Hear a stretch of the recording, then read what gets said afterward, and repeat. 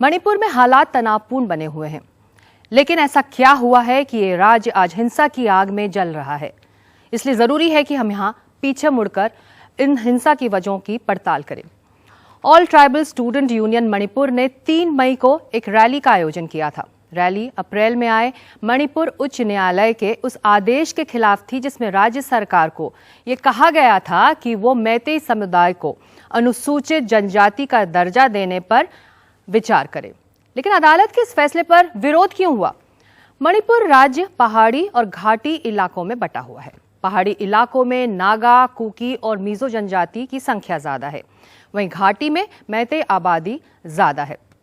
मणिपुर एक पहाड़ी इलाके वाला राज्य माना जाता है, लेकिन पहाड़ी इलाकों में आबादी घाटी के मुकाबले बहुत कम है। ऐसे में मैतेई समुदाय की मांग क्या थी और नागा कुकी की तरफ से यह विरोध क्यों हो रहा था? मैतेई हमेशा से मांग करते रहे हैं कि उन्हें अनुसूचित जनजाति में शामिल किया जाना चाहिए।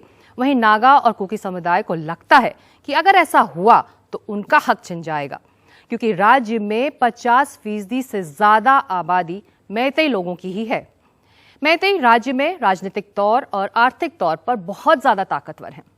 60 सीटों वाली मणिपुर विधानसभा में 40 सीटें घाटी से आती हैं, जहां मैतेई रहते हैं, और बाकी की 20 सीटें पहाड़ी इलाकों की हैं।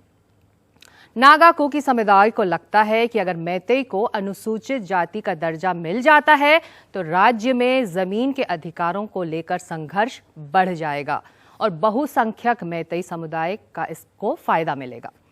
अभी तक घाटी में रहने वाले लोग पहाड़ी इलाकों में जमीन नहीं खरीद सकते हैं, लेकिन अनुसूचित जनजाति का दर्जा मिलने के बाद मैतेई ऐसा कर सकेंगे, यानी कि वो पहाड़ी इलाकों में जमीन आसानी से खरीद सकेंगे।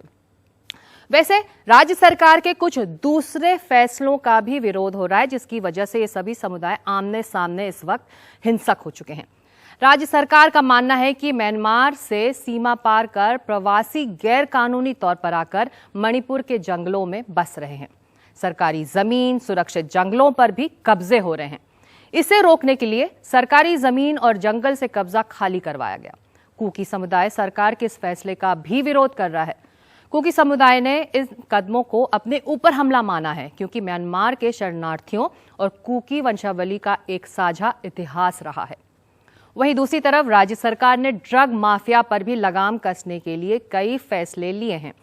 पहाड़ी इलाकों में अफीम की खेती पर रोक लगाने के लिए वो लोगों को गिरफ्तार करती आ रही है। अफीम के फसल को नष्ट करने के भी राज्य सरकार ने आदेश दिए हैं। लेकिन राज्य सरकार के इस फैसले का भी विरोध हुआ है, क्योंकि स्थानीय समुदाय इसे अपने रोजगार से जोड़कर देख रहा है। नष्ट की गई खेती के मुआवजे का वादा भी राज्य सरकार ने पूरा नहीं किया था और इसे लेकर भी विरोध अप्रैल में हिंसक हो गया। तो ऐसे में इन हालातों में शांति की स्थापना इस राज्य में मणिपुर में कैसे संभव हो? साफ है कि अगर मणिपुर में शांति बहाल करना है तो बीच का रास्ता निकालना ही होगा।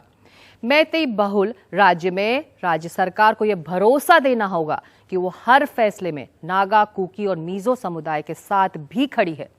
स्थानीय आदिवासी समुदायों में भी सरकार को भरोसा जगाना होगा, ताकि वो उग्र संगठनों के बहकावे में ना आए। नए उद्योग और रोजगार के साधन बढ़ाने पर भी राज्य सरकार को इस वक्त जोर देने की जरूरत है, ताकि जमीन को लेकर रोज के आपसी संघर्ष कम हो सके।